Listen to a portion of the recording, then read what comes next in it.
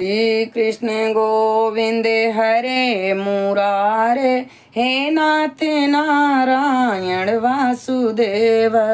राधे राधे दोस्तों, सरिता ज्ञान गंगा में आप सभी का स्वागत है।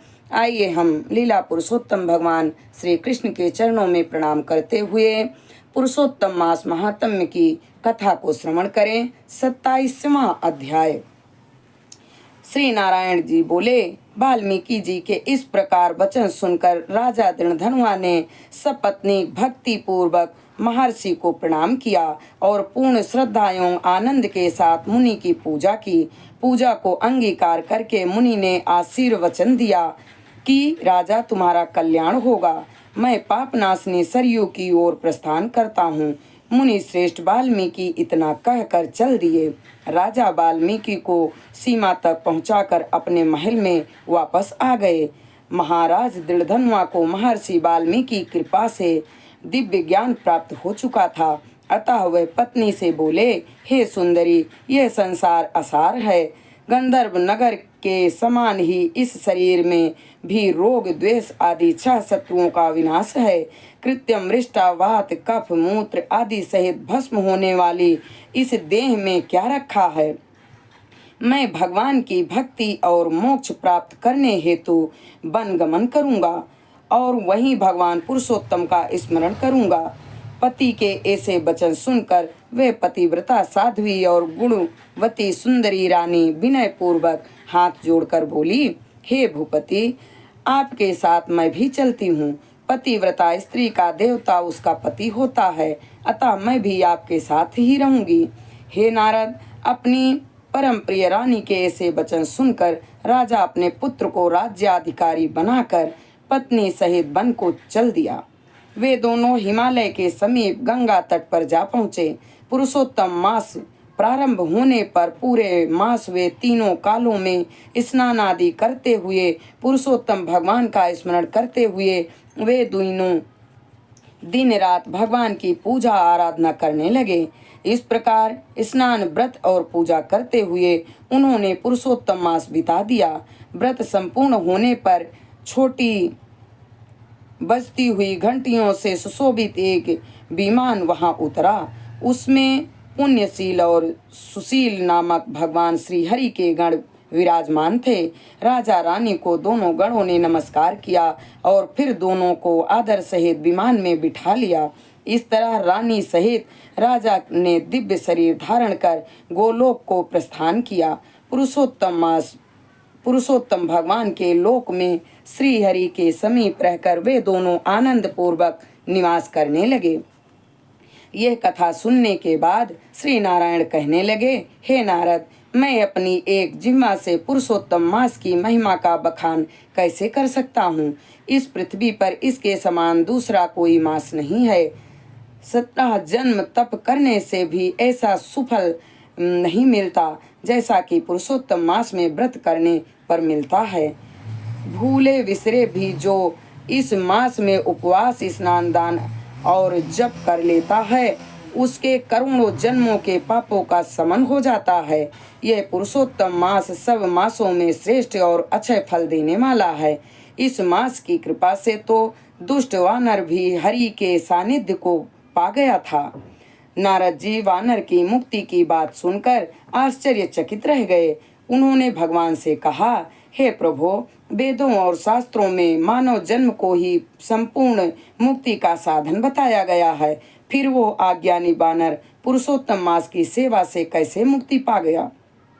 हे तपोनिधे, सर्वजनों के हितार्थ वह कथा मुझे सुना दीजिए। वह वानर पूर्व जन्म में कौन था, वह कहाँ निवास करता था और उसे क्या फल मिला। श्री नारायण ने कहा, हे नारद, वह वानर पूर्व जन्म में केरल प्रदेश का वह एक अति लोभी ब्राह्मण था।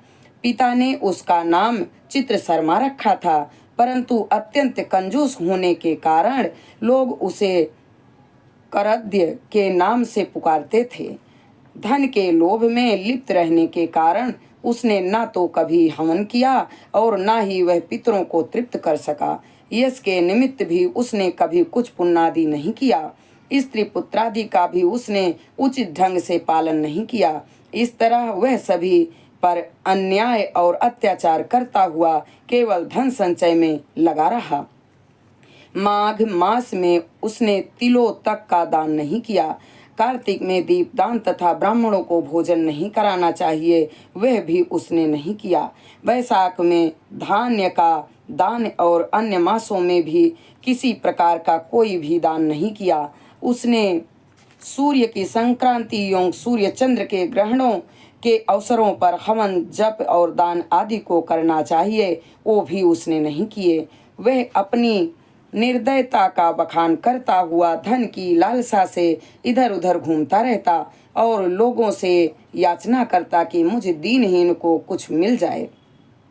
उस पर पर्याप्त धन था, परंतु हर समय धन की तृष्णा में रहने के कारण वह बहुत ही कृष्णकाय हो गया था। लोग उसे पास भी खड़ा होने देने को उसको दुत्कारते थे और धिक्कारते थे, परंतु वह सबसे याचना करता हुआ वहाँ यहाँ घूमता रहता था। एक दिन वह बगीचे के स्वामी माली को उसने रो रो कर अपना दुखड़ा सुनाया।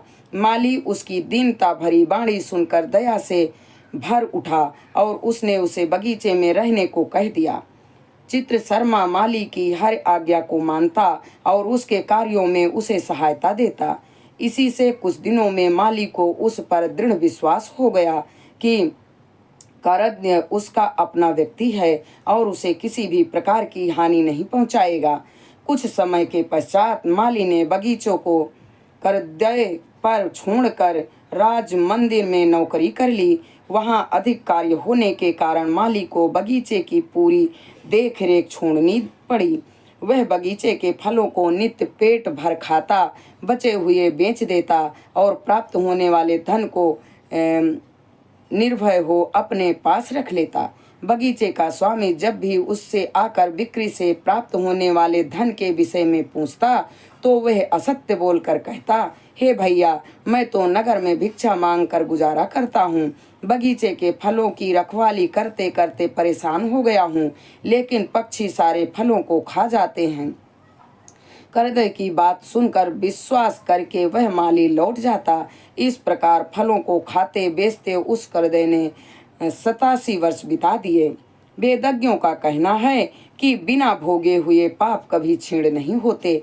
मृत्यु के समय यमदूतों ने आकर उस पर मुद्गरों का प्रहार किया तो वह रुदन करता हुआ और अत्यंत कष्ट पाता हुआ यमलोक के मार्ग पर चलने लगा।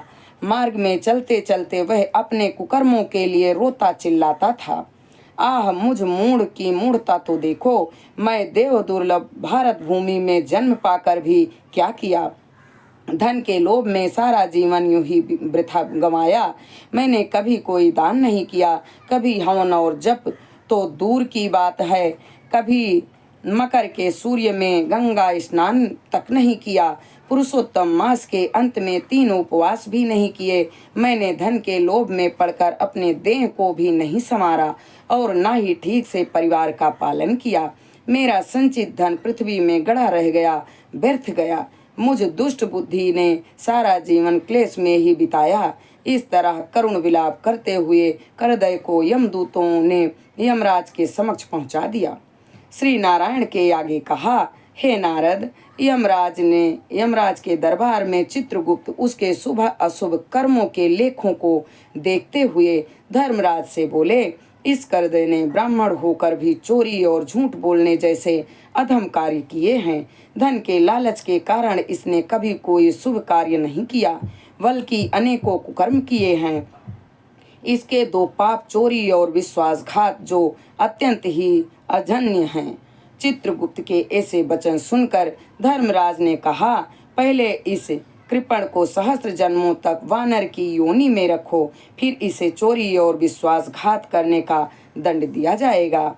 इति श्री पुरुषोत्तम मास महात्म्य करदयोपाख्याने 27वां अध्याय।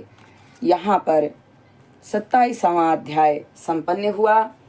हम अपनी वाणी को यहीं पर विराम देते हैं। आगे की कथा अगले वीडियो में। हरे राम राम राम हरे हरे, हरे कृष्ण कृष्ण कृष्ण हरे हरे। श्री पुरुषोत्तम भगवान के चरणों में हमारा कोटि कोटि प्रणाम स्वीकार हो। जय श्री कृष्ण।